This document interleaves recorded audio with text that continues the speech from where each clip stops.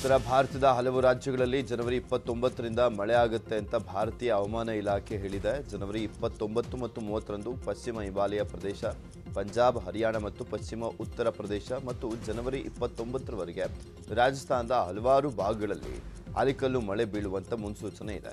ಹಿಮಾಚಲ ಹಾಗೂ ಕಾಶ್ಮೀರ ಭಾಗದಲ್ಲಿ ಹಿಮಮಳೆ ಆಗುವಂತ ಬಗ್ಗೆಯೂ ಕೂಡ ಎಚ್ಚರಿಕೆಯನ್ನು ನೀಡಿದೆ ಭಾರತೀಯ ಹವಾಮಾನ ಇಲಾಖೆ.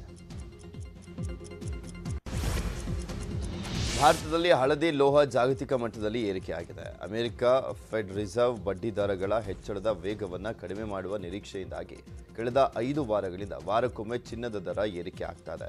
24 ಕ್ಯಾರೆಟ್ ಶುದ್ಧ ಚಿನ್ನದ ಬೆಲೆ 10 ಗ್ರಾಂಗೆ 58,000ಕ್ಕೆ ಏರಿಕೆಯಾಗಿದೆ. ಆಭರಣ ಚಿನ್ನದ ಬೆಲೆ ಪ್ರತಿ ಗ್ರಾಂಗೆ 5,315 ರೂಪಾಯಿ ಆಗಿದೆ. ಇವತ್ತು ಷೇರು ಮಾರುಕಟ್ಟೆ ಆರಂಭದ ಬಳಿಕ ಚಿನ್ನದ ದರ ಏರಿಕೆ ಆಗುತ್ತಾ ಇಳಿಕೆ ಆಗುತ್ತಾ ಅನ್ನುವಂಥದ್ದು ಸದ್ಯಕ್ಕಿರುವಂಥ ಕುತೂಹಲ.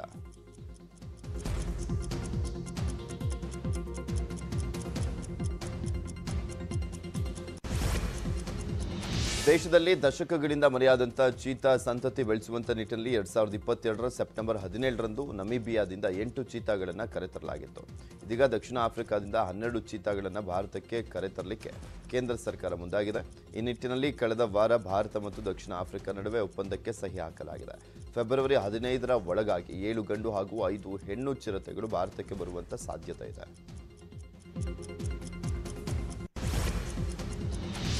ಅಸ್ಸಾಂನಲ್ಲಿ ಕೈಟ್ ಉತ್ಸವ ನಡೀತಾ ಇದೆ. ರಾಜ್ಯದ ಬೇರೆ ಬೇರೆ ಭಾಗದಿಂದ ಬಂದಿದ್ದಂಥ ಅಭ್ಯರ್ಥಿಗಳು ಜೀವನ್ ಕೈಟ್ ರಿವರ್ ಫೆಸ್ಟಿವಲ್ನಲ್ಲಿ ಭಾಗಿಯಾಗಿದ್ದರು. ಗುವಾಹಟಿಯಲ್ಲಿ ಸಾಂಸ್ಕೃತಿಕ ಕಾರ್ಯಕ್ರಮಗಳು ಹಾಗೂ ಬಣ್ಣ ಬಣ್ಣದ ಗಾಳಿಪಟ ಹಬ್ಬ ನೋಡುಗರ ಮನಸೂರೆಗೊಳಿಸಿತು.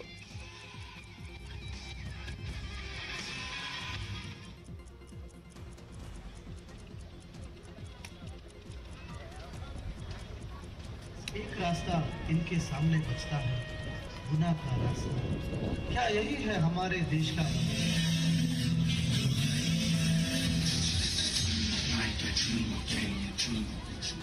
करने के लिए और जीवन में आगे बढ़ने के लिए हर एक को शिक्षा की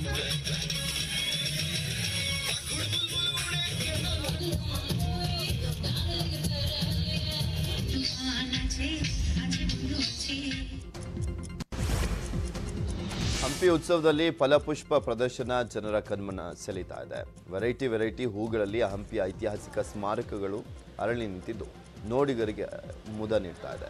ಹಂಪಿ ವಿರೂಪಾಕ್ಷ ದೇವಾಲಯ, ಉಗ್ರ ನರಸಿಂಹ, ಸಾಸಿವೆ ಕಾಳು ಗಣಪ, ಕಾಂತಾರ, ನಟ ಪುನೀತ್ ರಾಜ್ಕುಮಾರ್ ಹಾಗೂ ಹಂಪಿಯ ಸಾಲು ಮಂಟಪ ಸೇರಿ 10 ಹಲವು ಸ್ಮಾರಕಗಳು ಹೂವಿನಲ್ಲಿ ಹರಡಿದವೆ.